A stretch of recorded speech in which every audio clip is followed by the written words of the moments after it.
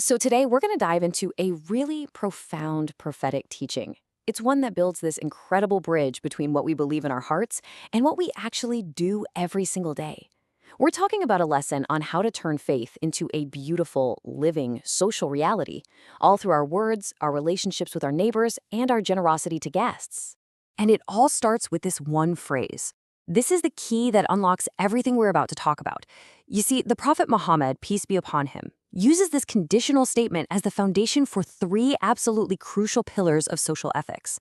He's basically saying, look, if you truly believe this in your heart, then here's the proof. Here's what that belief looks like in action. And this isn't just some random saying. This is a heavyweight. It's the 15th Hadith from Imam An-Nawawi's famous collection, which is like a greatest hits of essential teachings. It was passed down by Abu Huraira, one of the closest companions, and this is the important part. It's recorded in the collections of both Bukhari and Muslim. In the world of Hadith, that's the gold standard. It gives it the highest possible degree of authenticity, which tells us just how vital this lesson really is. Okay, so here's our game plan for today. First, we're going to look at that foundation, faith itself. Then, we'll get into the three big commands: how we should speak, how we must treat our neighbors, and how we welcome our guests. And to wrap it all up, we'll connect the dots and really understand the big picture wisdom behind all of it. Let's get into it. All right, let's circle back to that foundational phrase. When the Prophet, peace be upon him, says this, he's not asking a question. He's using it as a powerful motivator. He's directly tying the internal, unseen reality of our belief in God in the final day to our external, totally observable actions. It's a call to action. It's a way of saying that real, true faith is never just a passive feeling. It has to show up. It has to bear fruit in how we carry ourselves. So, how does this faith start to show up? Well, the very first pillar deals with something we do all day, every day: speaking. And the instructions sound so simple, right? But it is incredibly deep. This is all about the discipline of the tongue, a tool that can either build amazing harmony or cause unbelievable destruction. And we know this better than ever in the age of social media, hot takes, and instant comments. Now, what's really fascinating here is the definition of good speech. It's not just one thing, it's split into two categories. First, you've got speech that is good in and of itself, inherently virtuous things like remembering God or reading the Quran. But then there's the second equally important category, speech that's good for other people. This is about social grace, using kind words, offering a compliment, or just making small talk to make a situation less awkward and more comfortable for everyone. Both of these are considered good speech and a direct reflection of faith. And this table here really lays out the whole framework perfectly. All speech, everything we say, falls into one of these three buckets. First, you have good speech, anything beneficial, that's commanded. Second, you have evil speech, things like backbiting, lying, slander, that's obviously prohibited. But here's the real test of our discipline, this third category, idle talk. This is the chatter, the stuff that has no clear benefit, but also isn't necessarily evil. Think about just scrolling and commenting aimlessly, or gossip. For this, the guidance is crystal clear. Silence is better. So here's the bottom line, the really crucial takeaway from this part. If you're not sure, if you can't clearly say that what you're about to say is beneficial, the default setting, the wiser and safer choice, is just to remain silent. And why is that? Because idle talk is a slippery slope. It can so easily slide into harmful speech before we even notice what's happening. Silence is our safeguard. It protects us, and it protects others. It's a powerful act of self-control. Okay, so from the personal discipline of controlling our own tongue, the teaching now zooms out to focus on our immediate community. This second commandment is a cornerstone of any healthy society, the duty we have to honor our neighbor. This is where we move from self-regulation to our direct social responsibility. But what does honor even mean in this context? Well, what's so beautiful about this guidance is its flexibility. The Prophet didn't give a rigid one-size-fits-all checklist. Instead, the whole concept is tied to what's known as urf, or local custom. That means what's seen as respectful and honorable in one place might be different somewhere else. It's a living principle. Honoring an elderly neighbor today might mean helping them with their online grocery order. Honoring a new family that moves in next door could be as simple as giving them a list of the best local pizza places. It adapts. Now, while the specifics are flexible, we do get some universal examples. These are simple but incredibly powerful gestures.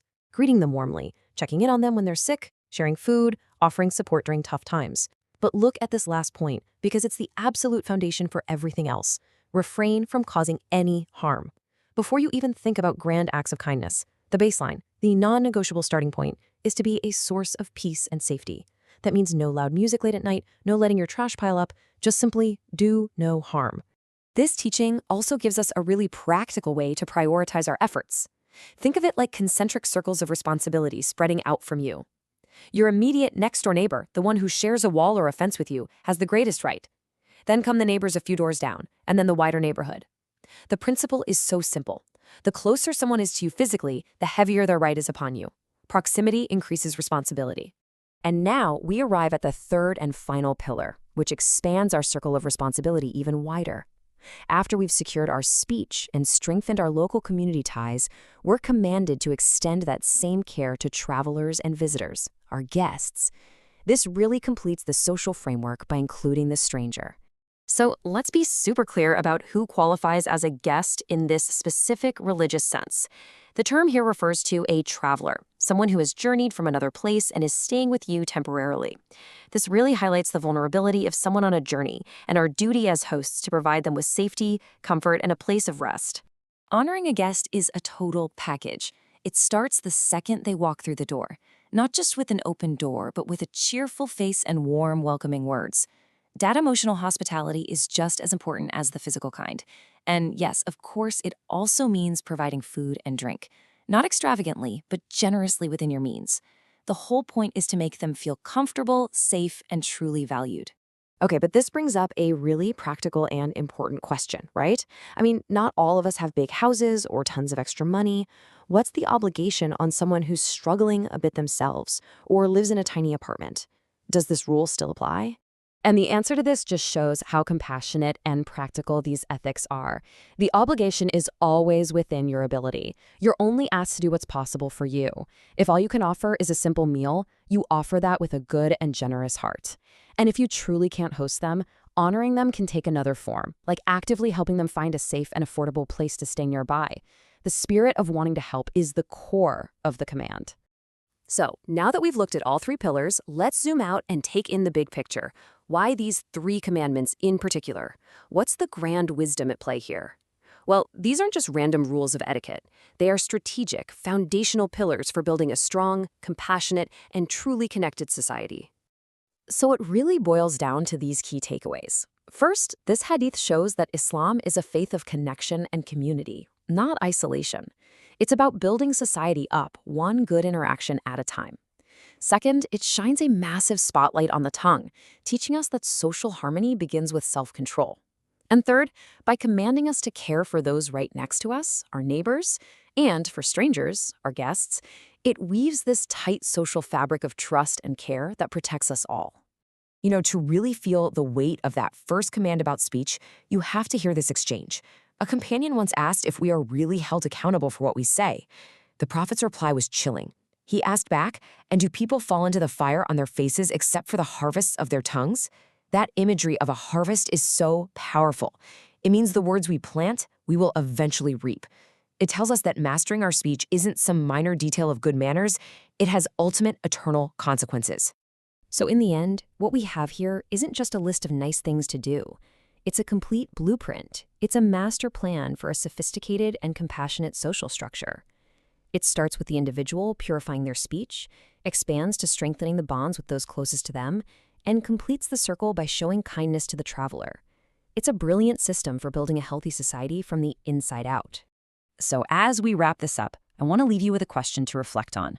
Looking at these three pillars, controlling your speech, honoring your neighbor, and welcoming your guest, which one of them stands out to you? Which one do you need to activate in your life starting today?